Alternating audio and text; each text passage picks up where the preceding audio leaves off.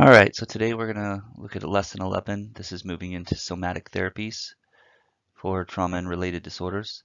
So this is going to be focusing on the body with body-based interventions. As we know from previous presentations, trauma is in the body and the mind, and there's a connection, and so we need to address both. So first off, what are somatic interventions? These are trauma interventions that focus on the body and what's called the felt sense. So understanding yourself through sensations, see, hear, touch, taste, smell.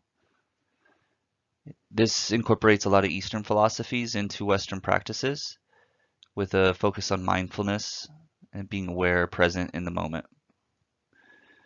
It's a comprehensive approach to trauma. So it goes after the mind, body, and everything else that might be connected depending on the beliefs of the person. And it makes sure to, it's kind of like if the leaves on the tree are browning, you don't just water the leaves, you have to look at the whole tree. It improves the mind-body connection, so it improves your awareness of your body and signs and symptoms. And it helps the body's natural ability to move towards homeostasis, which is a balance in the body and mind.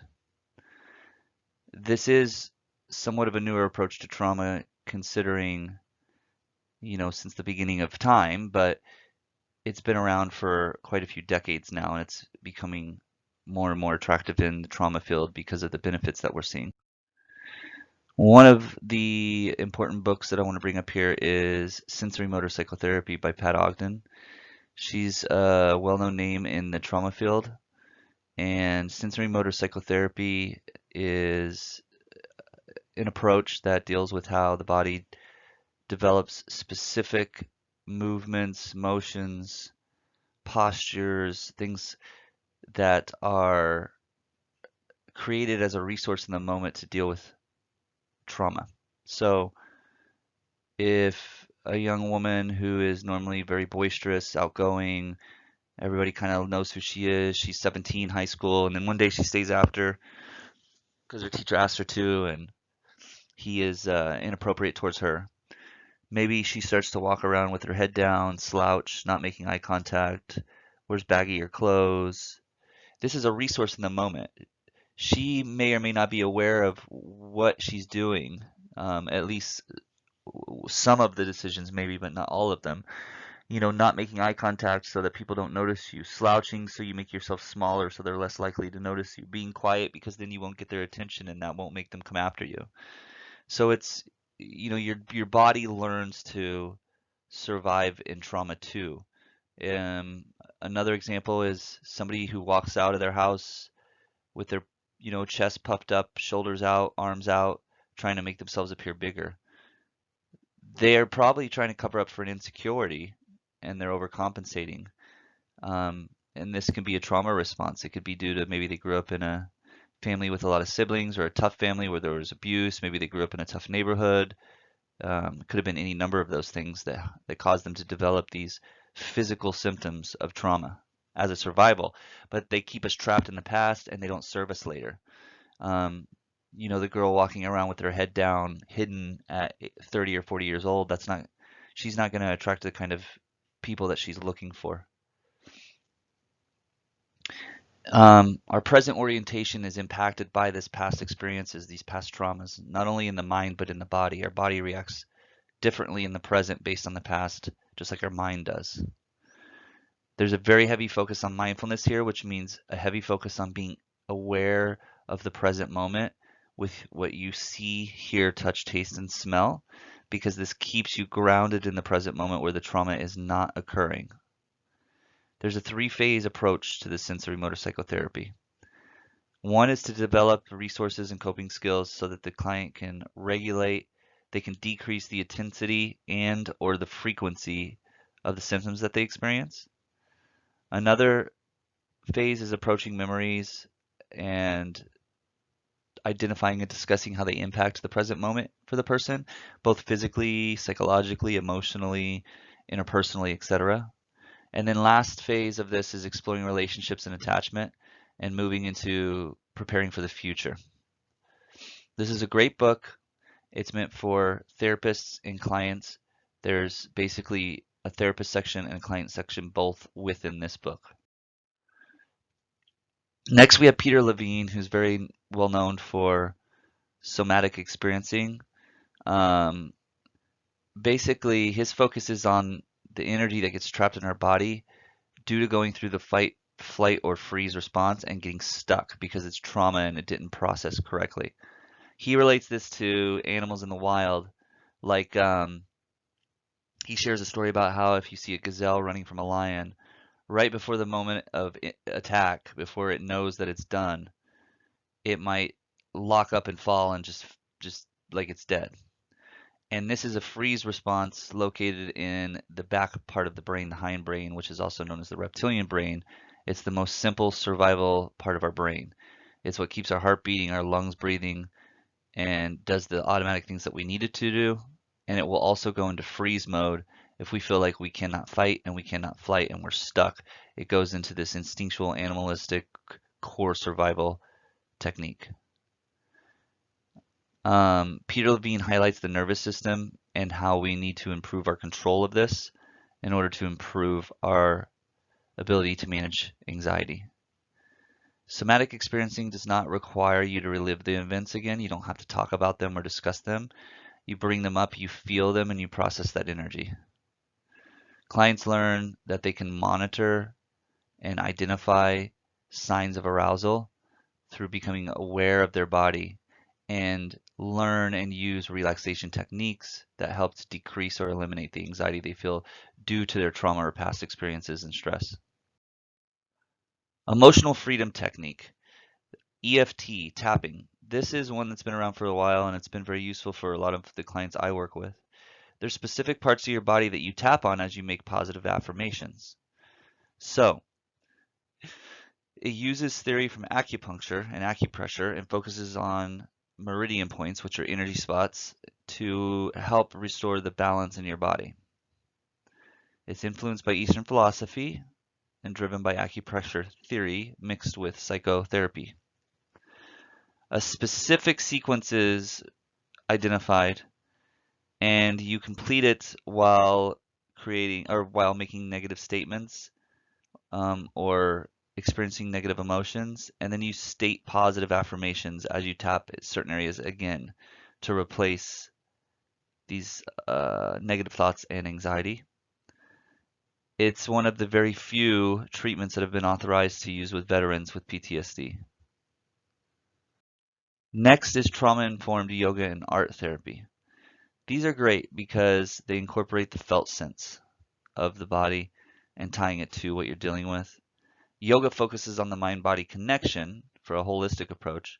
Yoga is also very important because it teaches you to hold uncomfortable positions and yet remain calm. So you can learn to get better at and learn that you have the ability to be calm even when you feel uncomfortable. These are interventions that can just be supplements to normal everyday approaches like psychotherapy, medication, stuff like that as well.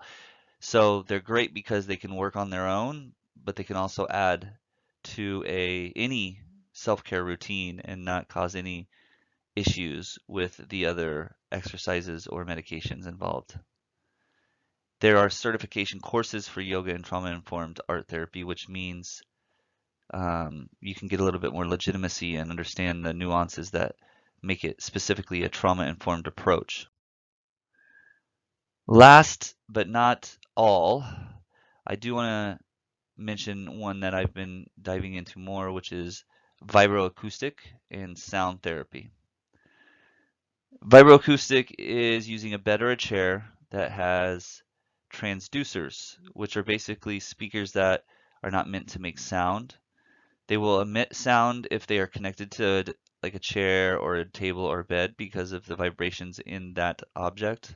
But they're really, what they're used for a lot of is like in movie theaters or home theaters when people want rumble chairs for their movies to make them shake. So you buy these transducers, or you can just buy the devices. You can just buy the chairs, buy the beds, but they're very expensive. Or you can make your own for about a quarter or more a quarter or less of the price. And these transducers are able to use frequencies anywhere between around 15 and 20 hertz up to usually you stay in the range of about 125 hertz for vibroacoustic therapy. Anyways, the vibroacoustics. So the sound vibrations, everything runs at vibrations, including our body. And these vibrations penetrate the entire body, which means they essentially go through and almost reset the frequency of the body.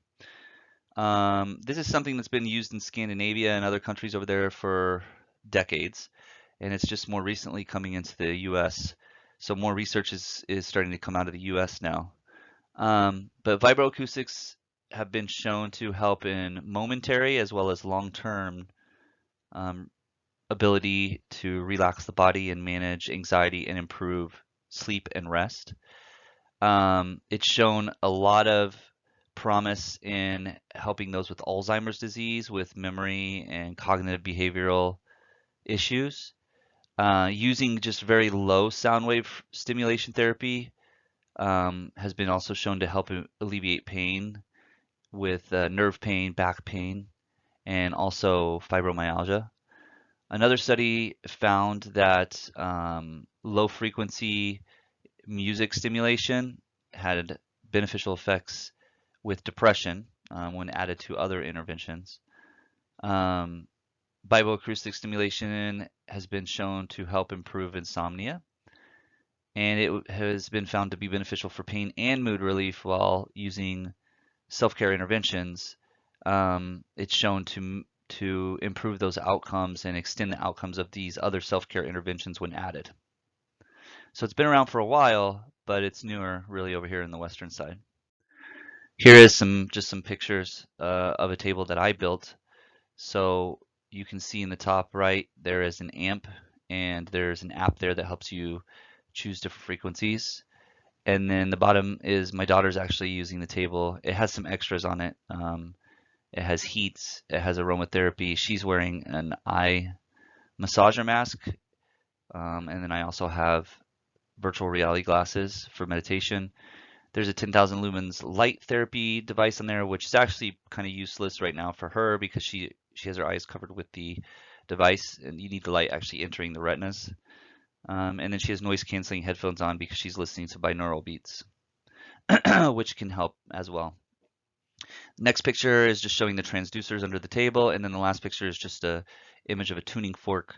These are used, you ring and then you hold them over the body and move them along parts of the body, and they use different frequencies to assist with different ailments. I'm a little more versed in the vibroacoustics, but the sound therapy is along the same clinical support.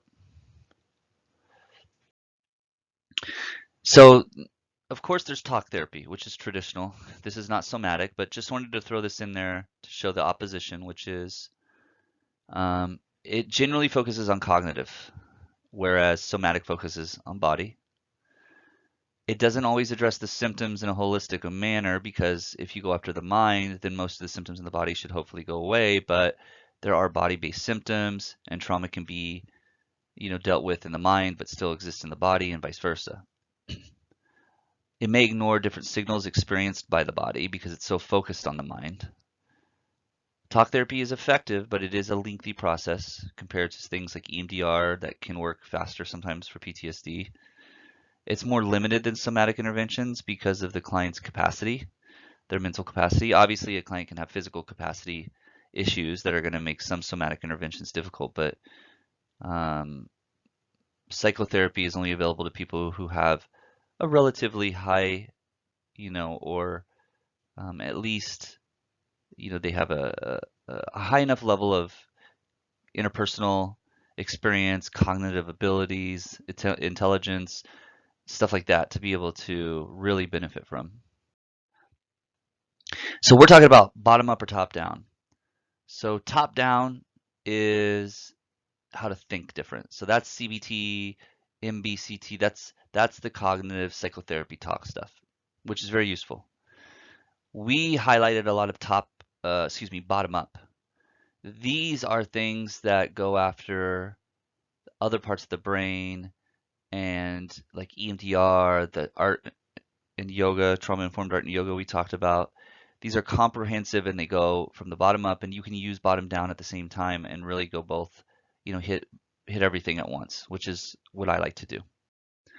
Here's some of the references for some of the vibroacoustics and other books that I mentioned. I have more. If you want them, please just contact me. So any questions, comments, or concerns, or if you have any questions, information you want to share, whatever, you can contact me on my contact page under About Me at my webpage, www.theanxiousmammal.com, theanxiousmammal.com. And we have 2 more presentations to go, and this will complete the 13-part series. I believe the next one is on other interventions, and then there's just a very short wrap up. So we are almost done. Thank you.